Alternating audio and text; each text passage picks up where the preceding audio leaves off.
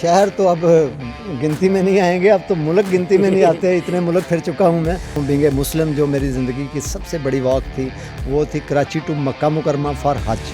اور ابھی جو اسلام فوبیا کے اوپر میں یورپ کے اندر واک کر کے ہوں، وہاں تو کوئی تصور نہیں کر سکتا کہ کوئی اسلام فوبیا کی بات کرے. لوگ ڈرتے تھے کہ شاید ہمارے کوئی ویزا نہ کینسل ہو جائے. میں نے فرانس کے گلی کوچوں میں بھی واک کی، جرمنی کے اندر بھی ہر سٹی میں جا کے واک کی، اور اللہ کے فضل و کرم سے نہ مجھے کسی نے منع کیا اور نہ مجھے کسی نے روکا، بلکہ ان کی گورنمنٹس نے مجھے انکرج کیا، ان کے پبلک نے مجھے انکرج کیا. السلام علیکم. میرے ساتھ اس ٹائم کثر رائے صاحب موجود ہیں جو اس ٹائم ریسنٹلی یورپ کا سفر پیدل کر کے آئے ہیں. آئیے ان سے پوچھتے ہیں انہوں نے کتنے ہزار کلومیٹر پیدل سفر کیا ہے. السلام علیکم. جی وعلیکم السلام. کثر بھائی کیسے ہیں آپ؟ ٹھیک ہیں جی میں ٹھیک ہوں، کیسا اور رہا؟ شکر گزار ہوں آپ لوگوں کا کہ آپ لوگ تشریف لائے، اور آپ لوگوں کو فیل ہوا کہ کثرت رائے کو بھی لوگوں سے مخاطب ہونے کا موقع فراہم کرنا چاہیے. تو کثر بھائی کتنے کلومیٹر پیدل آپ سفر کر چکے ہیں ابھی تک؟ دیکھیں جی، زندگی سفر ہو کے رہ گئی ہے. میں تو چلتا پھرتا پاکستان ہوں، لوگ مجھے جانتے ہی اس نام سے ہیں. ویسے تو ہزاروں کلومیٹر میرا لمبا سفر ہے، لیکن ابھی ریسنٹلی میں جو واک کر کے آیا ہوں، فیبری میں میری واک تھی ہیروشیما ٹو ناگاساکی جاپان میں. اس کے بعد پھر مارچ میں میری واک تھی مانچسٹر ٹو لنڈن انگلینڈ کے اندر فار کشمیر کاز.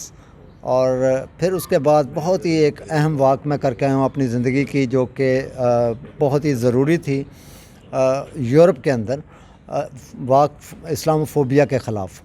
تو اس میں فرانس میں میری واک تھی، بہت ہی شاندار واک رہی، اور بھرپور میسج کنوے کیا، لوگوں کو بتایا کہ اسلام کا اصل چہرہ کیا ہے اور اسلام کا اصل مفہوم کیا ہے، اور مسلمان لوگ کتنے پیسفل ہیں.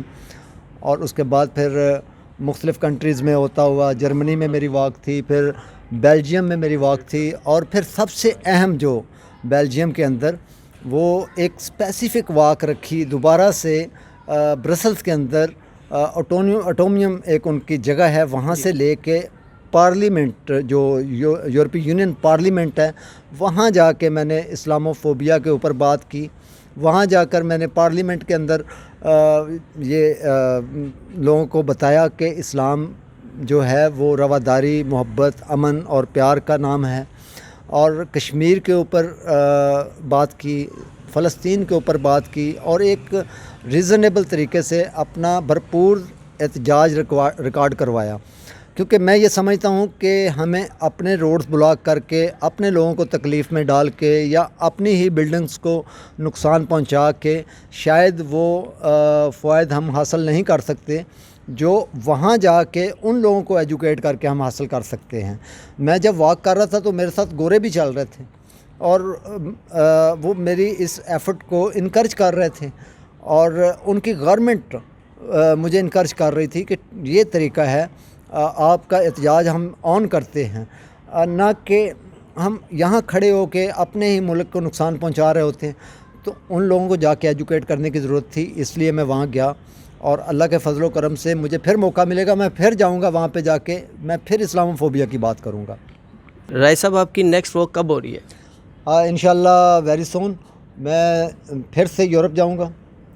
میری ایک واک ہے Belarus to Poland international peace کے تناظر میں، اور اس کے علاوہ ایک بہت ہی اہم واک جو کہ الغزالی ایجوکیشن ٹرسٹ کے پلیٹ فارم سے میں کرنے جا رہا ہوں، مانچسٹر میں، لنڈن میں، اسکاٹ لینڈ میں، اور اس کے بعد پھر یورپ کے کچھ کنٹریز میں جس میں ناروے ہے.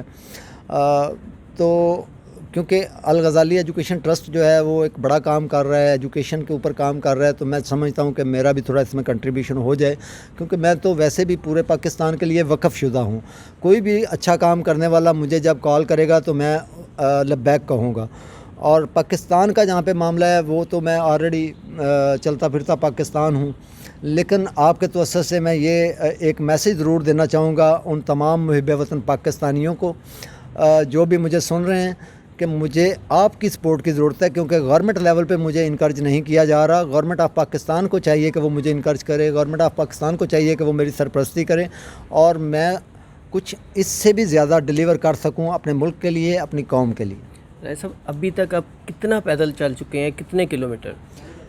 جو ریکارڈ پہ ہے، جو آرگنائز میری واک ہے وہ 18,000 کلومیٹر سے زیادہ ہو چکی ہے، اور جو ان آرگنائز واک لائک اویئرنیس کے حوالے سے وہ 60,000 کلومیٹر کے قریب بن جاتی ہے۔ آپ کس کس شہر میں واک کر چکے ہیں، کس ملک میں کر چکے ہیں، اور سب سے اچھی جو واک ہے وہ کون سی ہے؟ شہر تو اب گنتی میں نہیں آئیں گے، اب تو ملک گنتی میں نہیں آتے، اتنے ملک پھر چکا ہوں میں، جیسا کہ مڈل ایسٹ سارا، پھر نیوزی لینڈ، پھر جاپان، یو کے، اور ابھی آدھا یورپ پھر کے آ رہا ہوں میں، تو ملک کیسے کنسیڈر کریں گے اب تو۔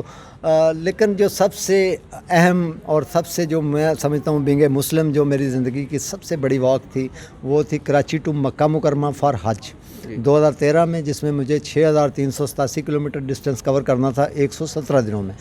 میں نے فرانس کے گلی کوچوں میں بھی واک کی، میں نے بیلجیم کے گلی بازاروں میں بھی واک کی، میں نے جرمنی کے اندر بھی ہر سٹی میں جا کے واک کی، اور لمبی لمبی واکیں کی، اور اللہ کے فضل و کرم سے نہ مجھے کسی نے منع کیا اور نہ مجھے کسی نے روکا، بلکہ ان کی گورنمنٹس نے مجھے انکرج کیا، ان کے پبلک نے مجھے انکرج کیا، وہاں کے جو ذی شعور لوگ ہیں انہوں نے اس چیز کو بڑا سراہا، اور انہوں نے اس پہ میرے ساتھ آواز بھی بلند کی۔ رئیس صاحب، لاسٹ کوسچن، اتنی واک کی ہے، اتنی کنٹریز میں آپ نے گھومے ہیں، مجھے یہ بتائیں کوئی خاص ایسا واقعہ جو آپ بتانا چاہتے ہو لوگوں کو؟ بے شمار واقعات ہیں، اور ان میں سے کوئی خاص ہو جو بالکل جو ابھی تک آپ کو یاد ہے؟ بڑے بڑے مزے کے واقعات ہیں، اور بہت سارے یاد بھی ہیں، لیکن آپ لوگوں کا ٹائم بہت کم ہوتا ہے، اس لیے وہ واقعہ ادھورا رہ جاتا ہے۔ نیکسٹ آپ کہیں پہ مجھے بلائیں کسی فورم پہ تو انشاءاللہ بہت سارے واقعات ہیں، جیسا کہ اردن میں وہ سانپ والا واقعہ تھا، وہ بڑا مشہور ہوا، اور بچہ وہی پوچھتا ہے مجھے، جب میں دبئی گیا تھا لاسٹ ٹائم تو وہی لوگ پوچھ رہے تھے۔ تھوڑا سا بتا دیں ہمارے ناظرین کو۔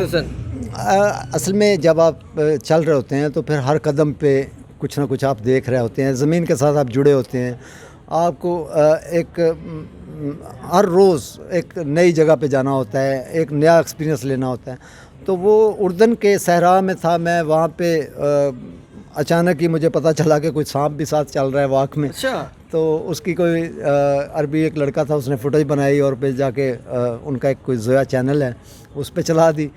تو اس طرح کے بے شمار واقعات ہیں، وہ تو ٹائم ٹیکنگ ہوتا ہے، کوئی ٹائم ہو تو پھر بندہ آرام سے سناتا ہے سارے واقعات بیٹھ کے۔